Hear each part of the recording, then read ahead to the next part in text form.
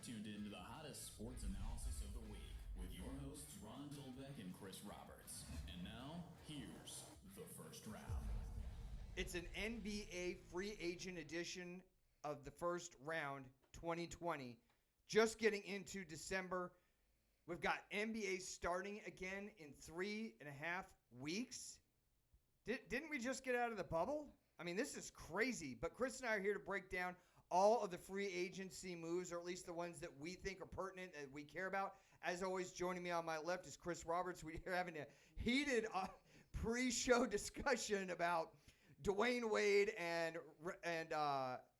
Paul Pierce and who's better. But, you know, it was so heated. Believe me, like 5 minutes ago, there was steam here in the studio. We're actually going to do that show for Thursday. That's going to be our mini show for Thursday, is getting into that debate so we can have a respectful conversation about it. And I can convince all of you, based on stats and facts, not living in fantasy world like some people, that Paul Pierce is actually a first ballot Hall of Famer, which this man laughed at.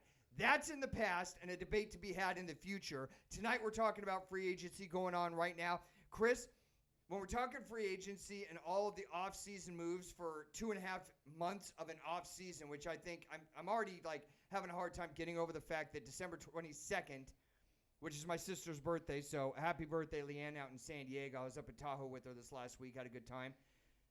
The NBA season is starting again in 3 weeks. I don't want to get into whether that's too soon. I want to start with my biggest free agent story, and that is the Houston Rockets. They lose their GM, Daryl Morey, who I think made a lot of moves and got very little results. They're probably most likely going to lose James Harden, probably most likely to the Nets or someone else. I'd like to see him go to the Celtics. I don't think that's going to happen. Probably most likely are going to lose Russell Westbrook. That's going to be a big hit. Already lost Austin Rivers, who I thought was a great role player and a deep ball threat, a veteran in the league, and his dad's a coach. He's gone to the Knicks.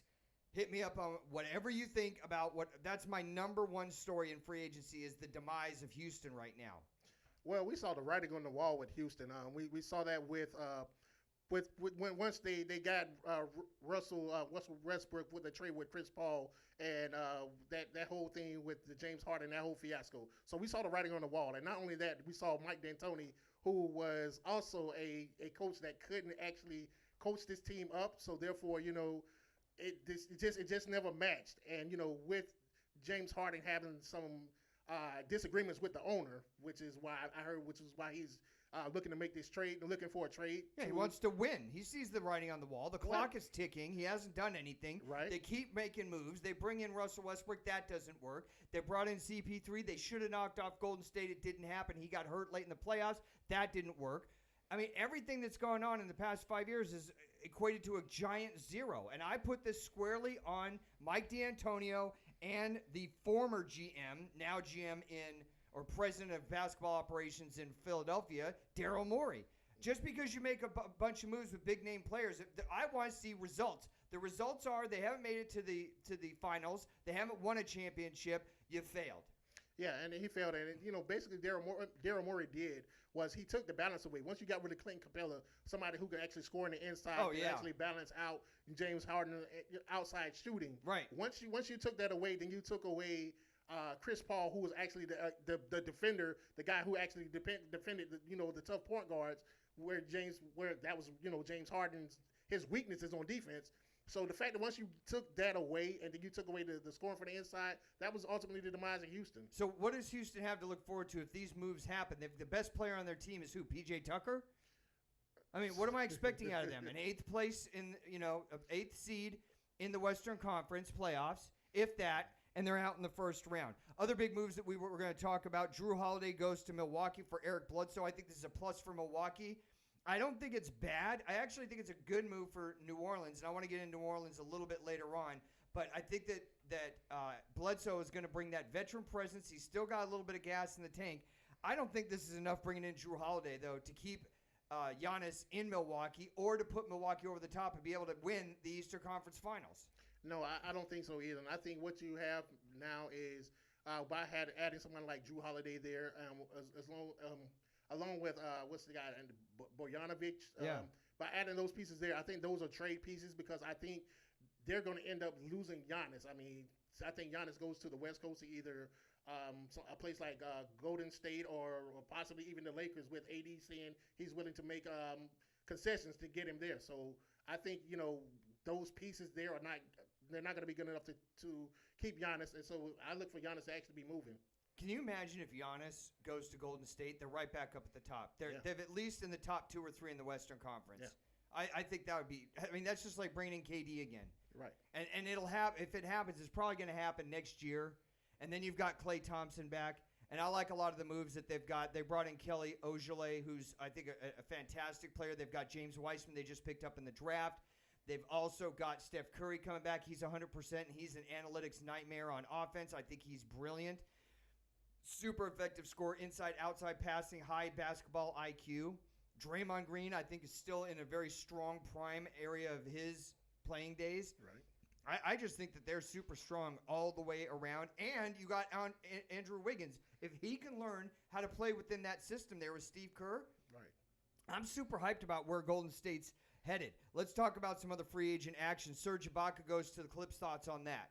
To me, Serge Ibaka, he's basically at the backside of his career. So really right now, it'd be like a poor man's Montrezl Harrell now. I mean, only thing he's really good for now to me is he still have a defensive presence and he has a consistent outside shot. Yeah. But, I mean, I think he could be like a 14-point, 8-rebound a night guy, give you 30 minutes. Right. Solid. And basically, like you said, they got rid of Montrezl Harrell, who goes over to the Lakers, and this is just filling a gap. Right. So I think it's just a horizontal move. I don't think this elevates them in any way, shape, or form. Here's one of the puzzling free agent moves in the NBA in 2020 right here that I can't figure out. Rajon Rondo leaves the Lakers after winning a championship and goes to Atlanta, where they already have an established, only 3 years in the league, point guard in Trae Young. What is Atlanta thinking? Rajon Rondo is going to pick up a paycheck because he's been on 15 different teams in the past 7 years. But why is Atlanta bringing Rajon Rondo in there when they got Trae Young? Well, the reason for Rajon Rondo going to Atlanta is basically Rajon Rondo and Trae Young actually have a good relationship. And so Atlanta's actually bringing Rajon Rondo into Atlanta to show Trae Young, how to get to that next step as far as being that competitor going to getting the team to the playoffs. So this is a locker room presence move? It's more of a I can't say a locker room presence because Rondo, one day he's okay, and the next day, he may flip out on you. Yeah. But I think it's more of something to actually have a veteran presence there to show Trae Young how to actually win, some of those close games. My 17-time Boston Celtics world champions do a sign and trade with Gordon Hayward. They sign Jason Tatum to a max-out deal at $198 million and lock him down for the foreseeable future, all those years in his prime. I think that's solid, even though they lose Gordon Hayward, who upped his game to 17 points, I think 11 or 12 rebounds, had an awesome year. He goes to Charlotte, gets a 4-year deal for $120 million. I don't think that this actually hurts the Celtics too terribly. I still think they're in great shape, but they've got to find a big man. They've got to find that one piece that's going to work, because Kemba has shown us, especially this last year in Boston, that he's injury prone. What about Gordon Hayward going to Charlotte? What's he got around him? I don't see the plus there for Charlotte. Well, I mean, what I see with Gordon Hayward going is kind of like when what's the guy from the Gators? Can't think of the guy who used to play for Houston. When he went to Houston with the guy from I can't think of the guy from the Gators. But anyway, going to Charlotte is something that he wanted to kind of get his own team back, kind of like he had at Utah. You have a young nucleus there at Charlotte with young Ball there, where he's going to be the primary guy. He's going to be the guy there, and I think that's what it boils down to. Oh, bringing in LaMelo Ball for the draft, right? And so with that being there, I think that Gordon Hayward is going to be the centerpiece in that. I don't see them really getting to the playoffs. Or no. if they get there, they're definitely getting there as an 8 seed. I don't see, the upside to it, but I If think all the that's what it talent on boils down Charlotte to. right now added up to gravy, you wouldn't have enough to cover a chicken fried steak. Moving on to other free agent action, Steven Adams goes to New Orleans. I love this move. He's a veteran player. I think he still gives you solid minutes. Good on the offensive end, rebounding on the defensive end, and can block a shot or two each night. I think that veteran presence is what that young team needs. I'm actually starting to fall in like, not in love. I'm falling in like with New Orleans. It's all going to depend on their head coaching situation and how this team gels. But I think Bledsoe is going to be a veteran presence there. So is Steven Adams. Also, they've got Ball, they've got Zion, and they've got Brandon Ingram. So they're starting five. I'm expecting a fourth seed out of them or better, especially if Zion can stay healthy. We know he had health issues last year, and that really cost them. He should be 100% starting in 3 weeks. And this is a team that I think is going to be on the rise in the Western Conference. I mean, I like them as a young team.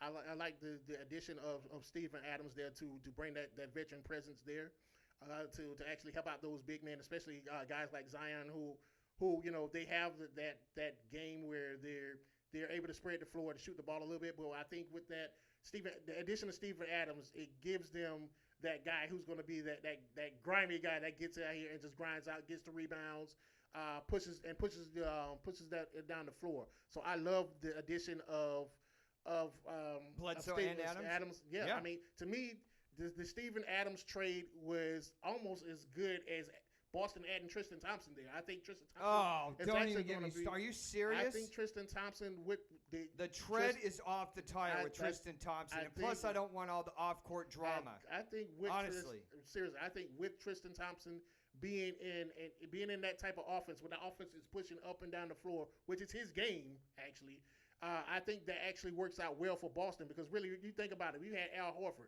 Al Horford actually slowed the game down because he couldn't run up and down the floor. I think with Tristan Thompson's athleticism, I think he's going to actually work out well for Boston. What other big free agent moves stood out to you in this season in the NBA? But really the shocking one to me was Chris Paul actually going to Phoenix to actually pair up. To actually, Devin Booker. Yeah, with Devin Booker. Right. That's going to be an interesting dynamic because I love to see now you have Chris Paul there who could be the guy, the ball dominant point guard, but now you have Devin Booker free to run and do whatever he needs to do to put points on the floor. Lakers re-signed Caldwell Pope to a 3-year deal. LeBron James signs a 2-year extension, taking him through the 22-23 season. He'll be 38 when that contract comes due. At the end of it, they lose JaVale McGee. They lose Dwight Howard, and they lose Rajon Rondo. They pick up Montrezl Harrell. I think this is addition by subtraction. I think they're actually going to be younger and in better shape than they were last season. Yeah, I mean, I also like the addition of having Marc Gasol there, another big man that can actually spread the floor and play defense. And as well, he also has a high basketball IQ. I think the addition of having Marc Gasol there would definitely help them out. As a big man. They lose a little bit of athleticism, but, they still have that guy that I think Marc Gasol is filling a role at this point. The best years are in the rearview mirror, but you're right. He does have a high basketball IQ. He can still step out and hit that 12 to 13-foot shot fairly consistently. I don't think he's the answer. I think they have enough there, especially with the role players that we saw from last year. They're going to be, 1, 2, or 3 easily in the West Coast, if not the favorites to win the NBA championship. Hit that subscription button if you want. We're here in the first round twice every single week doing shows for you on YouTube. Down there in the right-hand corner is the red subscription button. Hit that right now. Become a part of the 2,500 people that have already joined our family here. Then, when you're done, immediately go a little farther over and hit the notification button. YouTube will let you know when we put out new videos like this twice a week, so you'll be notified if you've missed any part of this show or want to check out the other shows that we've put out over the past year. Check out our archive videos on our channel, The First Round, here on YouTube. If you want to be a part of the show, we answer questions from our email. It's thefirstrroundrd@gmail.com. You can follow us on Twitter, The First Round, and then the number 1. It's a little bit of a mixed bag of Twitter. You're going to get some sports and good things about life, but overall it's really positive. We want to encourage you to be here next week. We're going to be breaking down the debate that Chris and I have started tonight over who is the best player out of Paul Pierce and Dwayne Wade. My argument is that he's just focusing on the flash and not on the substance, but we'll get into that next week. Thank you for joining us here. Look for us next week, Thursday. We'll drop 2 new videos. Until then, take care of yourselves, everybody.